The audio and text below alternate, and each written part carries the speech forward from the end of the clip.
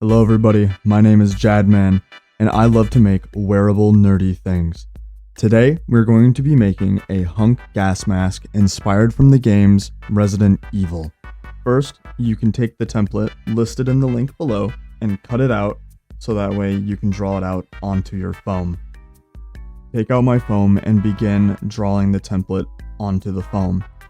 I prefer white foam so that way I can see my markings a lot easier, and I highly suggest you use 5 to 6 millimeter foam for most of this template. The template does tell you what size of foam to use for each of its parts. I want to put out a disclaimer and say I am using the beta version of the template, and the link below will give you the finished product.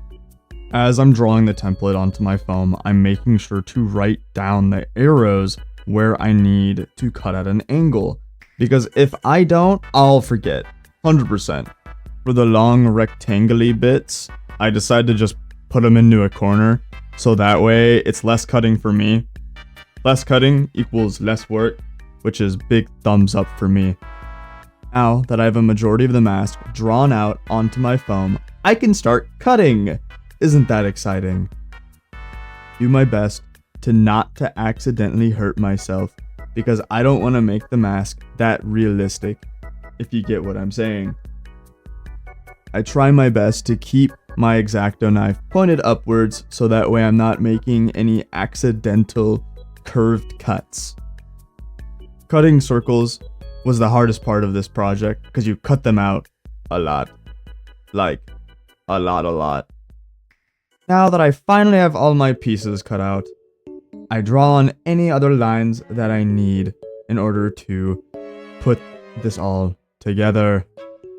For this specific part, I wanted to give the gas mask a cheekbone structure, so I went in and I did some inverted cuts, not all the way through, then later would glue them together so that way it would give a nice seam line. Now, watch me struggle as I try to cut out this piece, because I decided not to sharpen my knife. It at least came out looking really good, so the struggle was worth it. Now, I finally cut out the rectangle-y bits that will become the filters later on. Highly suggest you use a ruler like the one I have, so that way you can cut very straight lines and not have to worry about messing up these rectangle parts. Now, this is the pain in the butt part of the video, where I not only have to cut out circles, but I have to cut out angled circles. So, I used a tool. This tool allows me to cut 45-degree angles a whole lot easier. Yes, watch me cut out the circles, yes. While I'm cutting out my circles, make sure to like and subscribe to get more of my content on your page. Okay, that's enough watching me cut out circles. Now that most of the pieces are cut out, I begin to apply contact cement. Contact cement is probably one of the best glues to use for foam projects. Why? Well, because it holds the flexibility of the foam still in the glue, and it's very sticky and tacky once it dries. If you want to know more about how to apply contact cement correctly, make sure to watch the video linked below. Gotta love some self-marketing. Remember when I said I put glue in the seams? Here it is.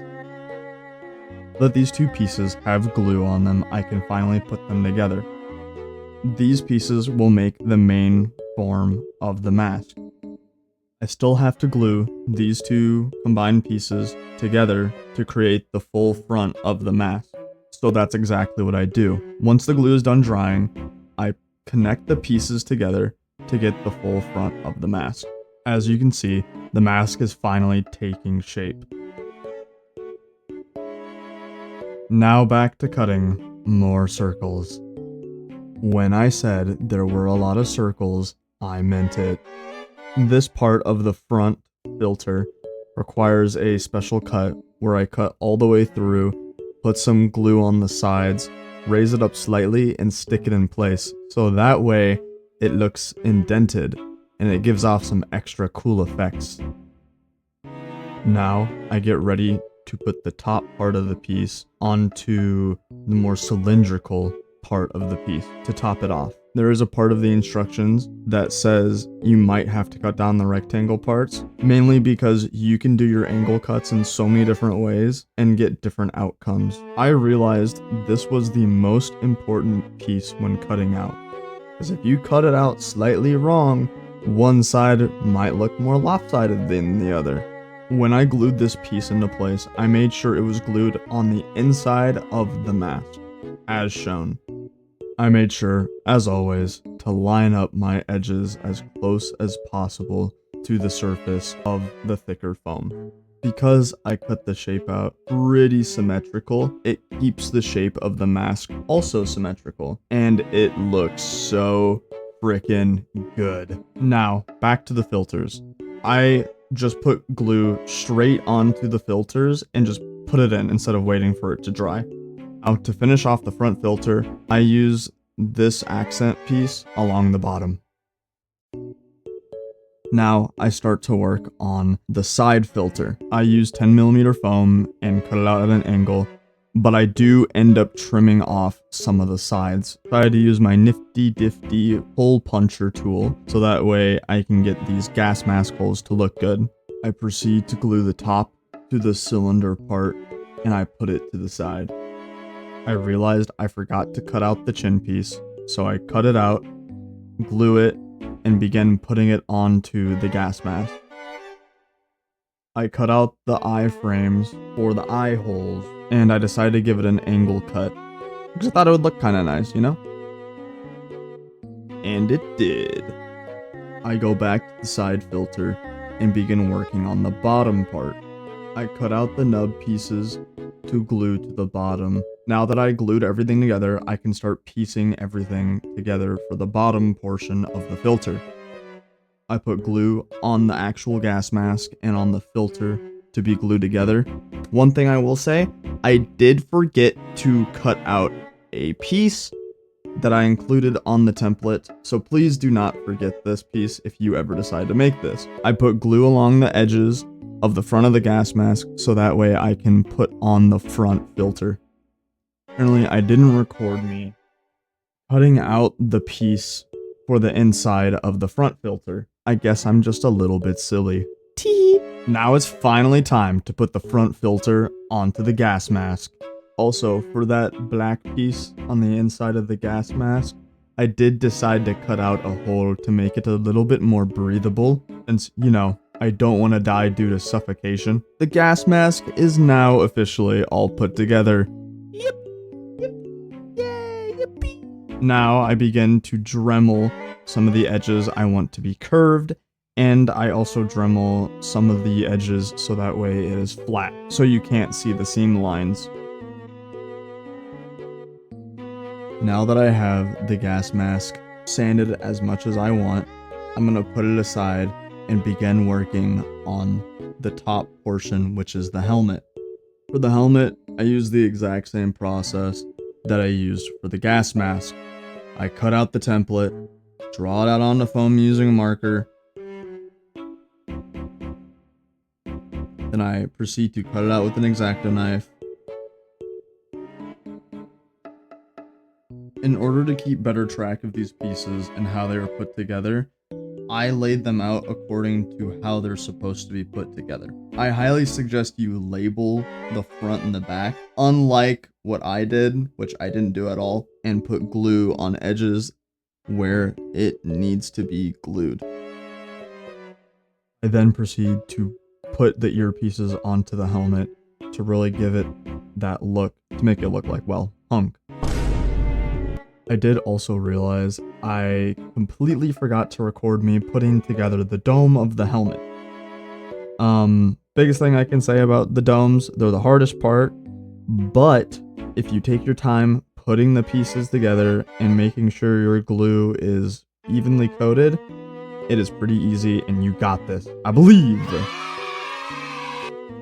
For the accents around the helmet, I just cut out a really long strip of foam and put glue all around the edges of the helmet and then glue onto the backside of the giant strip, and I just started putting it on once both sides were tacky. This curved section I made sure to take slowly, so that way it still looked really good, even though it was just a straight line of foam.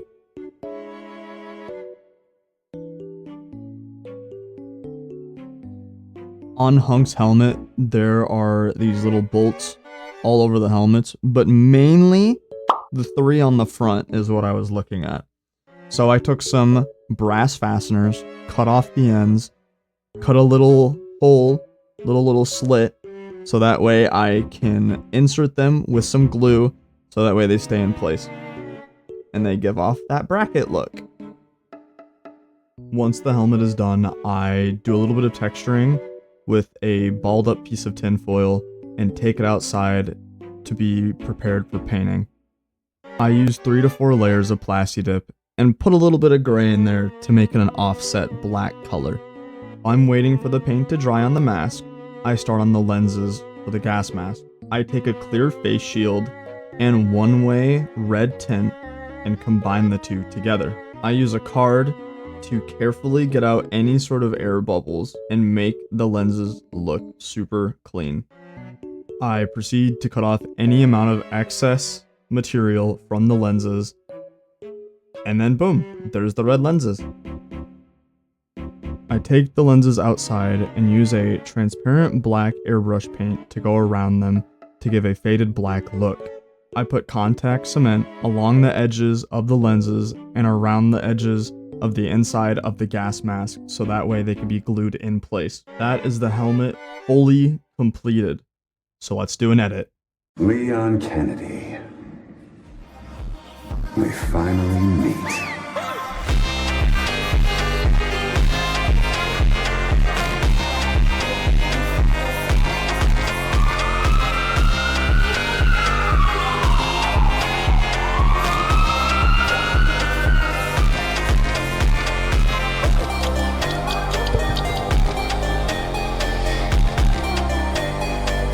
Target neutralized. Mission accomplished.